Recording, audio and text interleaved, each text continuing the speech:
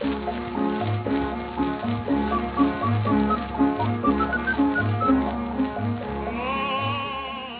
dia, boa tarde e boa noite. Este aviso prévio tem a finalidade de informar o ouvinte de que as histórias, opiniões e qualquer tipo de comentário presente neste share de áudio contém demasiado sal adicionado pelo autor que devia levar com pimenta na língua. Portanto, não acreditem em tudo o que ouvem, só naquilo que veem. Por isso é que este podcast nunca terá a vertente visual.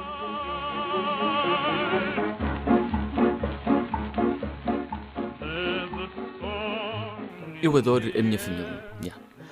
E as pessoas podem perguntar, então Guilherme, e as pessoas que não têm família deviam ficar tristes com isso? Não, muito pelo contrário. As pessoas que não têm família, eu convido-as a virem ter com a minha família, porque tenho a certeza, quer o lado materno, quer o lado paterno, os ia receber lindamente. Pá, são tipos cheios de palifa, de uma ponta à outra. São engraçadíssimos, histórias para contar, não são nada inconvenientes. E depois, é aquela cena que eu percebo, era impossível eu ter sido adotado. Para além de ser o quarto filho mais novo, era impossível eu ser adotado. Eu identifico-me perfeitamente com a minha família. Até vejo de onde venho. Eu consigo, em qualquer pessoa da minha família, consigo me identificar um bocadinho e perceber, eu tenho um bocado da tua loucura. Ou tu tens um bocado da minha também. Isto na família é um caminho de dois sentidos, né? E graças a Deus que é. Se não fosse, era só estranho. Se não me identificasse com a minha família, pá, era estranho. Porque também não sei como é que é esse sentimento de não identificar com a família. E ainda bem, era uma coisa que eu queria partilhar com vocês. Portanto, se algum dia não gostarem da vossa família, pá, venham para a minha, porque há sempre mais um lugar à mesa, há sempre mais uma brincadeira para se fazer. E depois, também como são famílias bem compostas, quer o lado velho, quer o lado novo, há sempre coisas para fazer e parvoíces para rir e assuntos sérios para falar. Não que os assuntos sérios sejam muito referidos na minha família, o que também, se calhar é daí que eu tiro a parte de me identificar muito com my family. E é isto, estamos aí no segundo episódio de Burrice ao Palifa. E foi numa das conversas com a minha família recentemente, nestes aniversários de celebração familiar, que é sempre importante, quer despedida, de chegada, de aniversário, de, sei lá, olha, cai um dente e vamos todos almoçar fora, o que, pá, é bom, gosto disso. Estávamos a falar de coisas que ficaram no passado. Esta já foi a parte mais velha da família a falar sobre cartas. E eu lembrei-me quando era muito jovem, tinha pai, sei lá, desde os 8 aos 12 anos, os meus avós não moravam perto de nós. Eu lembro-me de escrever cartas à minha avó. Pá, e aquilo era uma delícia. Genuinamente eu adorava escrever cartas. Escrevia quê? Cartas todos os meses, se a memória não me engana. Mandava uma carta para a minha avó e depois ficava à espera que a minha avó me mandasse a carta, me respondesse. Pá, e nós ficámos numa troca de cartas ainda uns aninhos. E é uma coisa que me chateia porque... Não esta troca de cartas com a minha avó, pelo contrário, é uma coisa que me enche o coração. Mas se nós fôssemos para a guerra, nós quê? Íamos estar a fazer FaceTime durante a guerra? Íamos mandar cartas? Pomos correio? Olha, pomos correio não recebi nenhum desde o último podcast, tenho pena. E digo aqui outra vez, era uma palifa do cacete receber um pombo correio. Nem que fosse só com a palavra palifa ou com a palavra burrice, era giro. Mas pronto, tornando a tocar no assunto da guerra. Nós íamos fazer quê? FaceTime no meio da guerra, se agora fôssemos para as trincheiras... Nós nem íamos estar a mandar cartas, mails, se calhar. Pá, não sei, é uma pergunta que eu tenho. Espero nunca ver a resposta a esta pergunta e espero que fique guardada com os anciões do tempo. Mas como estava a dizer, estávamos a falar de avanços tecnológicos na família, das cartas, que depois passaram para números de telefone. E estavam-nos a contar na mesa que o meu tetravô tinha apenas 4 dígitos de telefone. No início do século XX. E depois eu comecei a estudar sobre isto, dos 4 dígitos... E é verdade, pá. A 26 de abril de 1888 arrancou uma rede de 32 telefones. Portanto, em 1877 já havia experiências de telefonias em, olha, diz aqui Lisboa e Carcavelos. O que é incrível, portanto, temos telefones já há banda tempo. Há muito tempo mesmo. Portanto, de 1882 a 1887 havia a Anglo-Portuguese Telephone Company. E depois passou a ser companhia dos telefones até 1992, acho eu, que passou a ser a Telecom. Exatamente, 1994 foi a inauguração da Telecom. E eles estavam-me a contar no jantar que aquilo ia aumentando os nomes. Portanto, o meu tetravô teve 4 dígitos e estavam todas as minhas avós e tias-avós a dizer o número, o que era incrível. Não me recordo, mas era um número avantajado já. Era tipo 7.784, por assim dizer. Mas aquilo foi adicionando. Lembram-se das primeiras páginas amarelas e das brincadeirinhas que faziam em ir às páginas amarelas, ver se estava tudo bem, começar a ligar às pessoas, não é como hoje em dia de pedir telefones, não, a malta ia. E eu lembro perfeitamente de ir às páginas amarelas, mas acho que já não funcionava na nossa altura, e ver nomes de pessoas. Eu não ia pelos números, eu ia pelos nomes de pessoas e ver onde é que essas pessoas moravam e o que é que essas pessoas faziam. Ligar para o talho, a perguntar se tem mão de porco, coisas muito engraçadas, essas prankzinhas todas, que naquela altura faziam-se e não se levava a mal. E depois, naquela altura também havia muitos trabalhos que acabaram por cair em desuso. Que era, tínhamos o gajo da telefonia, que primeiro tinhas de relutar um telefone. E relutar um telefone é crazy, tu demoras meia hora para pôr. Pois, naquela altura também só havia 4 ou 5 dígitos, hoje em dia com 9 dígitos. Marcar um número de telefone é relutar números com 9 dígitos, perdes o tempo da chamada toda. E depois relutavas o telefone, ligavas e atendia-te um bacana ou uma bacana em que o trabalho dessa pessoa era ser a telefonia e dizer, ok, é para ligar para quem? E depois tinha de ligar um cabo à outra ponta e vocês falavam através de um cabo. E depois se a pessoa quisesse ouvir, que estava lá a trabalhar na telefonia, era só levantar o telefone e ouvia a vossa conversa toda. Portanto, havia alguém que era bisbilhoteiro de profissão. O que é incrível. Mas nessa altura também havia profissões para tudo. Havia o guarda noturno, que hoje em dia já caiu muito em desuso, mas era excelente. Era malta que ficava a vigiar os bairros e depois, se houvesse porcaria, batia palmas. Portanto, não podiam ouvir palmas durante a noite. Era chato se ouvissem palmas durante a noite porque tinhas o guarda noturno só, lá está, a guardar o bairro à noite. E hoje em dia não caímos nesse desuso de guarda noturno e eu gostava que esses trabalhos voltassem, porque são trabalhos essenciais. Eu pesquisei as 10 profissões antigas em vias de extinção ou que já deixaram de existir em Portugal. E as 10 que me apareceram continuam a existir, claro, com muito menos uso. Por exemplo, resineiro, a malta que tira a resina das árvores. Hoje em dia acaba por ser muito automatizado. Mas ainda há malta que trabalha com resina e aí espero eu que continue a trabalhar. Temos os barqueiros também, que continuam a ter uma presença muito comum em terras banhadas por rios, né? Por muitos motores que hajam, continuam a haver barqueiros. Depois temos o guarda-soleiro, que é uma nova profissão na praia, o que é bacana, porque já não há guarda-soleiros, agora são os restaurantes que ficam com os guarda-sóis. Mas na Nazaré continuam a haver as barraquinhas, portanto acredito que um guarda-soleiro em Nazaré, sei lá, mais para o norte também deve haver, no Algarve, em Carcavelos, nas praias assim maiores há sempre um guarda-soleiro ou um chico esperto que pensa que é guarda-soleiro. Alfaiate também é uma carreira que está em desuso, mas já deu a volta, porque há tão poucos que agora são todos caros. E ainda bem, fico feliz. Eu sou pró movimento de alfaiate. Agora pergunto-nos se surgiu aqui na lista de Ardina. Ardina eram os miúdos ou as pessoas que iam vender jornais na rua. E isso é que podia voltar, porque a malta está a ler menos. E depois é que eles não, agora leem mais nos telefones. Não, bro, não estou a ler mais nos telefones. Simplesmente só não leem, veem o título e cagaram. Era muito mais bacana se houvesse ardinas na rua, putos, a serem pagos pelo jornal que vendiam. Como quem diz putos, diz gajos com 18 anos, para não apoiar a escravidão infantil, como é óbvio. Aqui não há exploração infantil do meu lado, não apoio, sou muito o contrário. Mas vender jornais era divertido, ver malta a vender jornais na rua. Depois temos os merceeiros, esses é que estão aqui no desuso, porque o continente está a comprar tudo. E é bué chato. Os amuladores também. Não que o continente esteja a comprar todos os afiadores de faca, mas vendem facas muito afiadas e poucos são os amuladores que se vêem na rua. Ainda na parede eu lembro-me de ouvir o gajo a tocar a flauta. Penso que seja este o ritmo de um amulador. Nunca fui amulador, portanto não sei tocar essa flauta. Depois temos o portageiro, que são os gajos da portagem, e esses eu gosto. Para ser sincero, é um trabalho um bocado ingrato, porque vês as pessoas a ir e a voltar o dia todo, mas estar ali. Depois, se estiveres na autoestrada, aquilo é tudo ligado. As portagens são todas ligadas por escadas subterrâneas. Portanto é giro. As pessoas estacionam o carro ali, descem a cabezinha, deixam umas escadazinhas lá da autoestrada e depois, olha, estão na 5, vou lá subir as escadas a 5, vêm cá para cima. Mas sim, hoje em dia as portagens são quase todas automáticas ou têm sempre um robozinho a pedir trocos e a não cuspir o papel. Depois temos um tanoeiro. Tanoeiro é uma pessoa com a função de construir pipas, balseiros e túneis, entre outras coisas. Pois esta é capaz de ter sido a profissão que levou mais abalos. Está quase a extinguir-se porque eu nunca vi ninguém fazer uma pipa, a não ser no programa How It's Made, que é definitivamente o meu programa favorito e com mais horas assistidas, mas um tanoeiro, sim, é uma profissão em desuso. E depois a 10ª função em desuso, que é uma coisa que se vê cada vez menos, são engraxadores. E isto é que é um trabalho ingrato. É só engraxar um sapato de outro alguém. Eu lembro-me quando o meu pai quando era mais novo, o meu pai engraxava sapatos, mas engraxava os próprios sapatos. Chegava a casa, punha graxa nos sapatos e estava feito. E era bué da bacana. Tipo, isto é graxa. E hoje em dia tu vais à rua, pá, e não vês ninguém engraxar sapatos. Tens tudo automático. Tens, de certeza que já deves ter engraxadores automáticos. Tens máquinas de massagens automáticas. Antigamente havia malta a fazer-te massagens na rua. Hoje em dia, não.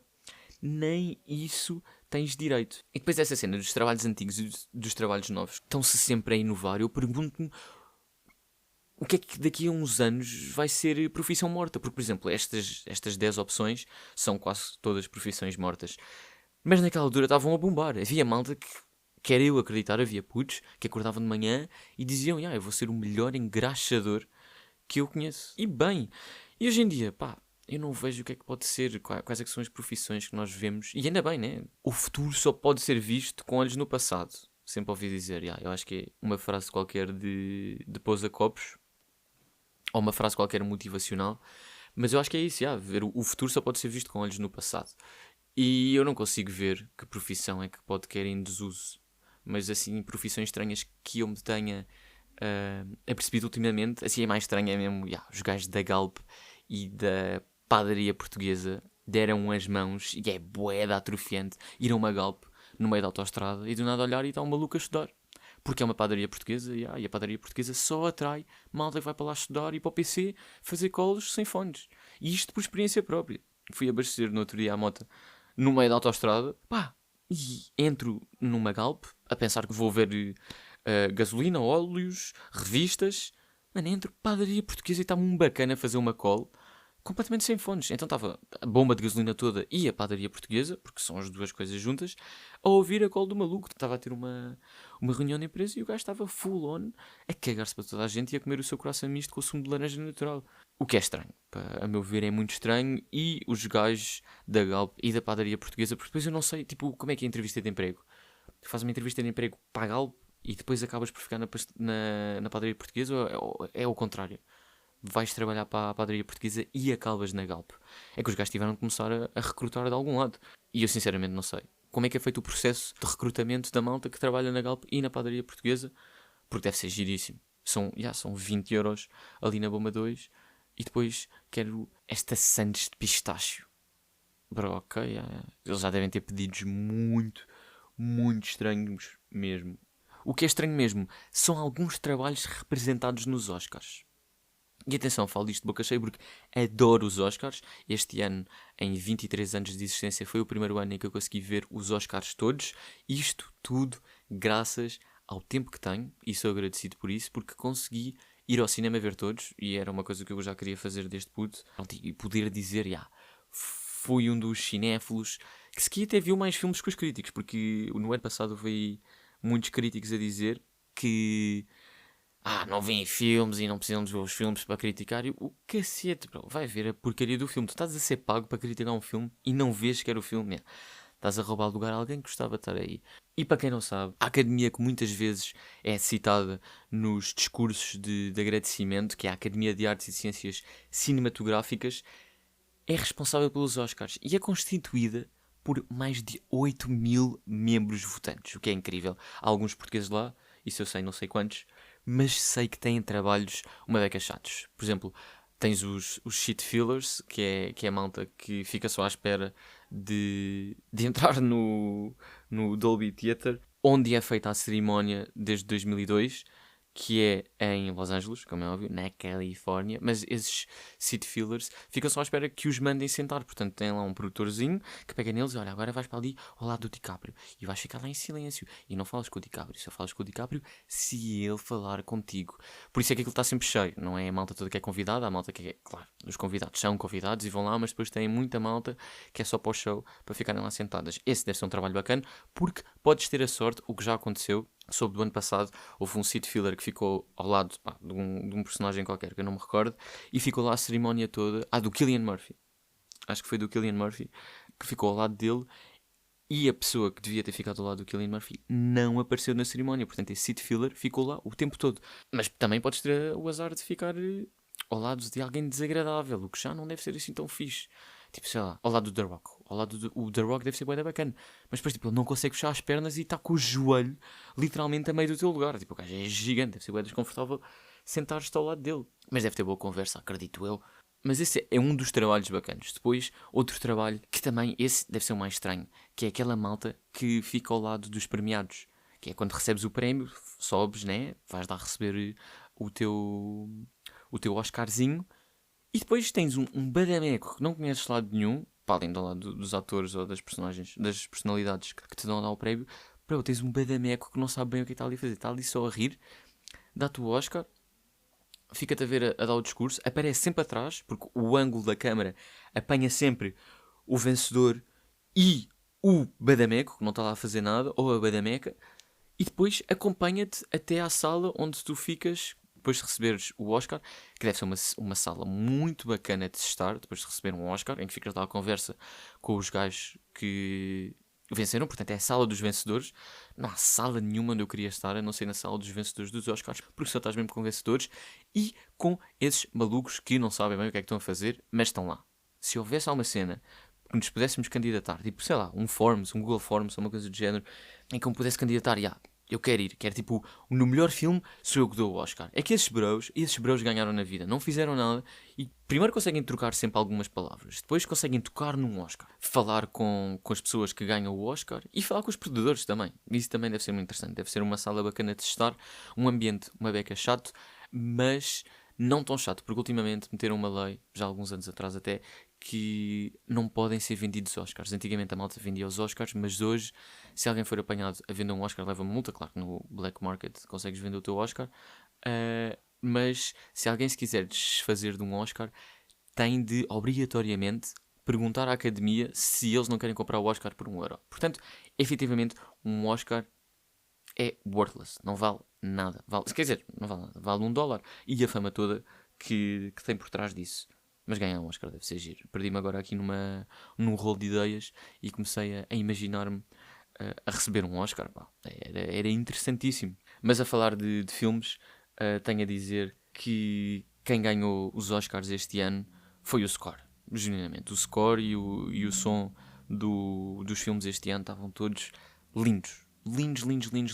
Bué bem produzidos. Quem ganhou o score foi Sinners e quem ganhou o som foi F1, mas podiam ter ganho qualquer um. Marty Supreme foi o maior derrotado da noite, perdeu 9 nomeações, não conseguiu ganhar nada. Depois temos One Battle After Another, que ganhou o melhor filme, melhor personagem, não, melhor atriz ganhou o Hamlet, que também é um filme muito bonito que podia ter ganho melhor filme, mas ganhou o melhor realizador, One Battle After Another. Paul Thomas Anderson mereceu, está tudo muito giro e acho que não houve assim, para além do Marty Supreme, não houve assim um derrotado, porque os filmes este ano estavam todos fenomenais. E quem ganhou foi o cinema. Eu espero que a cultura continue assim, quer a cultura americana, quer a cultura norueguesa. Deu porrada a todos, com o Sentimental Value. Mas a cultura portuguesa também é lá chegar. Nós estamos lá, já temos, o português está lá. Já tivemos o Agente Secreto apontado a melhor filme e apontado a melhor filme internacional e a melhor ator também, mas o português já foi ouvido por muitos críticos, está a começar a ganhar dimensão, eles vão de vir aqui, começar a buscar mais malta, o que é muito bacana. E por falar em começar a buscar mais malta, temos que falar de Salesianos de Manique. Foi acusada de distinção refeicional, o que é muito giro. Os Salesianos de Manique trabalham com o regime privado e com o regime público, têm perto de, hoje fui ler a notícia, tem perto de 800 alunos com o regime público e 800 alunos com o regime privado. Na altura em que eu e os meus coleguinhas andávamos, aquilo era 90% público e 10% particular. Hoje em dia já é 50-50. E o que é que eles fizeram? Aquilo era, nós tínhamos chegávamos à cantina e pagávamos almoço, 4,5€ ou 5€, e tínhamos a opção normal, dieta. Era só normal e dieta. Eles entretanto, adicionaram a alternativa ao menu, e há uns anos atrás eles inventaram uma coisa que foram obrigados a incutir isto pelo Estado, que era a opção económica, que era tipo 2€ ou 2,5€, é uma brincadeira de género, mas era tipo omeletes com salada, está feito, levas o teu almoço.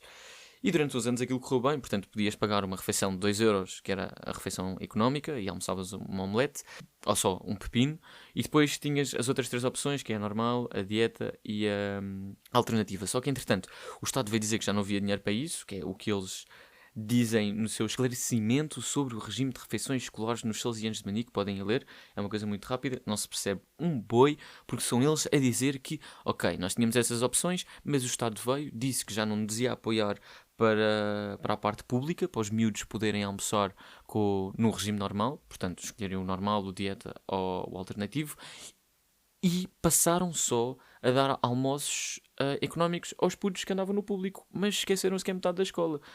Portanto, foi uma cena muito mal gerida. Espero que nenhum puto tenha passado fome, que acho que essa é a parte mais importante. E que os putos ricos não tenham feito lutas de comida. Mas por acaso isso nos Salesianos não era muito normal, porque nós almoçávamos com os professores ao lado. Portanto, qualquer movimento que houvesse, assim, de um copo ou de um tabuleiro, acima da cintura, já estava lá um professor a gritar e a mandar acabar de comer a sopa e a salada. Portanto, esse é o meu take, é a minha opinião nessa cena dos Salesianos. Espero que seja tudo esclarecido. Mas estes gajos são loucos em fazer divisão. É porque, do nada, são obrigados a cozinhar 4 refeições. Portanto, é a refeição económica, a refeição normal, a dieta e a alternativa. Mano, claro que eles não estão a fazer dinheiro nenhum. É óbvio. Tipo, acalmem lá os cavalinhos e façam refeições como deve ser. Façam só, tipo, a normal, a dieta e a económica, mas que seja aberta a todos.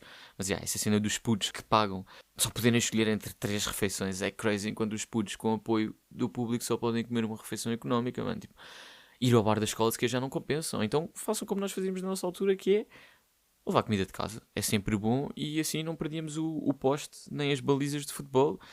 E para nós era a melhor estratégia. Fazíamos sempre piqueniques à hora do almoço. Tínhamos sempre a baliza para nós.